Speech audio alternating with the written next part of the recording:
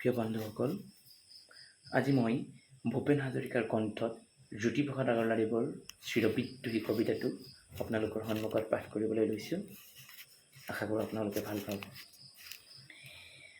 ৰূপান্তৰৰ মই, যুগান্তৰৰ মই, ভাৰতৰ জগতৰ বিদ্ৰোহী বীৰ্য। বিপ্লৱে বিপ্লৱে বিজুলী বজ্ৰহানি সুঘোষিত কৰি যাওঁ অগ্নিতুৰ্য।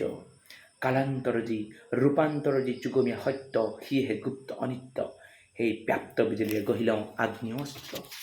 অম্বৰ ফালি শ্ৰী দিগম্বৰ যোগী মই, যুগে যুগে পিন্ধো মাথো উপযোগী নৱ নৱ যুগ বস্ত্ৰ। মহাকালে নাচে যি সৃষ্টি স্থিতি প্ৰলয়ৰ মধু মৃদু শান্ত প্ৰশান্ত উৎকট তাণ্ডৱ ভংগ। সেই কাল বাদনাৰ প্ৰধান মই ওজা।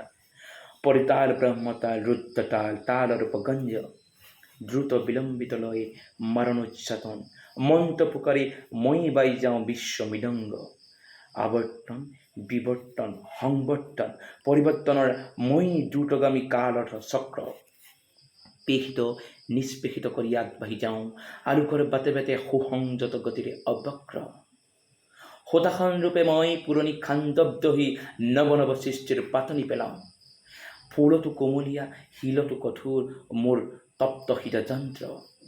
ৰূপান্তৰেহে মাথো জগত ধুনীয়া কৰে, এই মোৰ গায়ত্ৰী মন্ত্ৰ।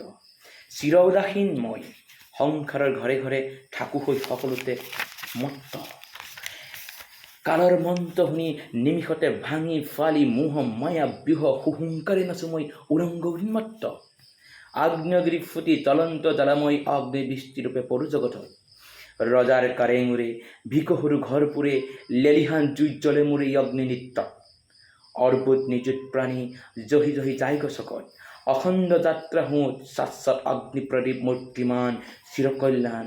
মোৰ তাপ উমৰি জীৱনৰ হাঁহিটি ফুলাওঁ, পোহৰৰ বাট দেখুৱাওঁ।